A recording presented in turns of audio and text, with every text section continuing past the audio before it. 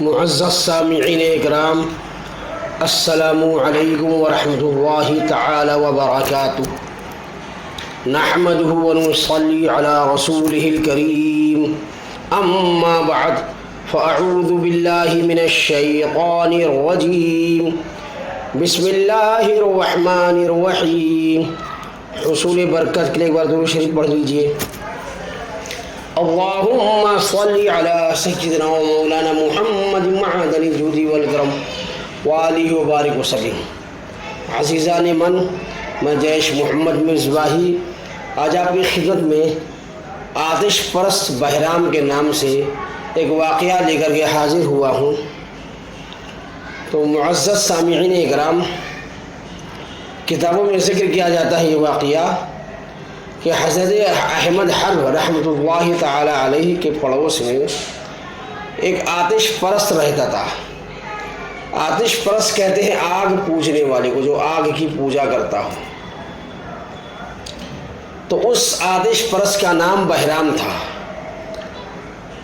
اس نے اپنا مال تجارت کو بھیجا تھا، جو راستے میں ڈاکوؤں نے لوٹ لیا۔ حضرت احمد حرب کو پتہ چلا تو آپ نے اپنے دوستوں سے فرمایا، ہمارے پڑوسی پر یہ واقعہ گزرا ہے، تو چلو اس کی دلجوئی اور غمخواری کے لیے اس کے پاس چلتے ہیں۔ چنانچہ حضرت احمد حرب اپنے دوستوں کے ساتھ بہرام کے گھر پہنچے۔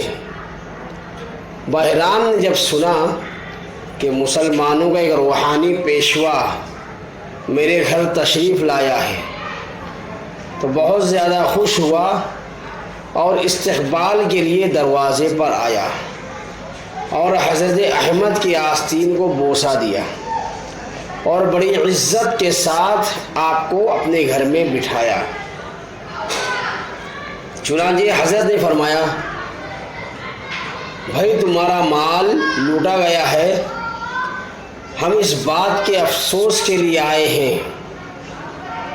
بہرام نے کہا، جی ہاں جناب، ایسا ہی ہوا ہے، لیکن میں اس کے سبب 3 شکر ادا کرتا ہوں۔ ایک تو اس بات کا کہ دوسرے میرا مال لوٹ کر لے گئے ہیں، میں دوسروں کا مال لوٹ کر نہیں لایا۔ دوسرے اس بات کا شکر کرتا ہوں کہ وہ آدھا مال لوٹ کر لے گئے ہیں اور آدھا باقی ہے۔ تیسرے اس بات کا شکر کرتا ہوں کہ وہ لوگ دنیا کو لوٹ کر لے گئے ہیں، دین میرے پاس ابھی بھی باقی ہے۔ حضرت احمد حرب اس کی یہ معقول باتیں سن کر دوستوں سے کہنے لگے کہ اس بات کو لکھ لو کہ بہرام سے آشنائی کی بو آتی ہے۔ پھر آپ نے فرمایا کہ بہرام، یہ تو بتاؤ کہ تم آگ کی پوجا کس واسطے کرتے ہو؟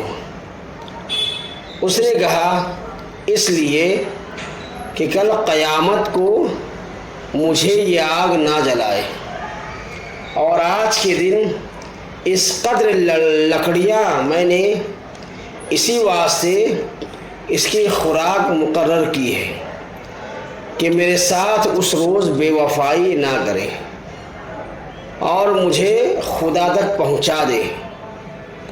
حضرت احمد نے یہ سن کر فرمایا کہ تم بڑی غلطی میں ہو، کیونکہ آگ تو ایک کمزور ناتواں شے ہے۔ ذرا سوچو تو کہ اگر ایک چھوٹا سا لڑکا تھوڑا سا پانی آگ پر ڈال دے تو وہ بجھ جاتی ہے۔ لہذا خیال کرنے کی بات ہے، سوچنے کی بات ہے کہ جو ایسی ناتواں اور کمزور ہو وہ طاقتور تک کیسے پہنچا سکتی ہے۔ اس کے علاوہ آگ جاہل بھی ہے کہ مشک و نجاست میں ذرا بھی تمیز نہیں کرتی، فوراً دونوں کو جلا ڈالتی ہے۔ پھر یہ بھی کہ تم اس کے پجاری ہو، مگر تم بھی اگر اس کے اندر ہاتھ ڈالو گے تو تمہارا بھی لحاظ نہیں کرے گی، تمہارا بھی ہاتھ جلا دے گی۔ بحرام کے دل پر ان باتوں کا بڑا گہرا اثر ہوا اور کہنے لگا کہ میرے کچھ سوال ہیں، ان کا جواب اگر آپ دے دیں گے تو میں مسلمان ہو جاؤں گا۔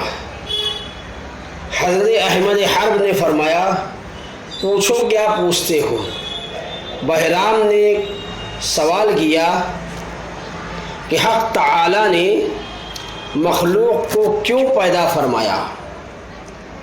دوسرا سوال، اور اگر پیدا کیا تو رزق کیوں دیا؟ تیسرا سوال، اور اگر رزق دیا تو مارا کیوں؟ چوتھا سوال، اور اگر مارا تو پھر زندہ کیوں کرے گا، مطلب قیامت کے دن؟ حضرت احمد حرب نے جواب دیا پہلے سوال کا کہ مخلوق کو اس لیے پیدا کیا کہ اس کی خالقیت کو پہچانے۔ دوسرے سوال کا آپ نے جواب دیا اور رزق اس لیے دیا تاکہ اس کی رزاقی کو جانے۔ تیسرے سوال کا جواب، اور مارتا اس لیے ہے تاکہ اس کی قہاری کو پہچانے۔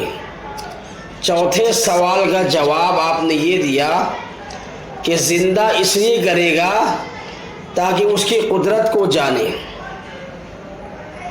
پھر بحرام نے کہا، اچھا اگر آپ کا دین سچا ہے تو لیجئے یہ آگ ہے، اس میں اپنا ہاتھ ڈالیے، اگر آگ نے آپ کو نہ جلایا تو میں مسلمان ہو جاؤں گا۔ چنانچہ حضرت احمد حرب رحمۃ اللہ تعالی علیہ نے اپنا ہاتھ بسم اللہ پڑھ کر آگ میں ڈال دیا اور کچھ دیر تک ڈالے رہے، مگر آگ نے آپ پر کوئی اثر نہ کیا۔ بحرام یہ دیکھتے ہی فوراً پکار اٹھا، اشہد ان لا الہ الا اللہ واشہد ان محمدا عبدہ ورسولہ صلی اللہ تعالی علیہ وسلم۔ معزز سامعین اکرام، اس واقعے سے بہت سارے سبق حاصل ہوتے ہیں۔ ایک چیز یہ بتا دوں کہ اللہ تعالی والوں کی یہ سیرت ہوا کرتی ہے کہ وہ اپنے پڑوسیوں کے حقوق کا خیال رکھتے ہیں، اور بھی بہت سارے سبق حاصل ہوتے ہیں، لیکن چونکہ ویڈیو لمبی ہو جائے گی اس لیے آج کے لیے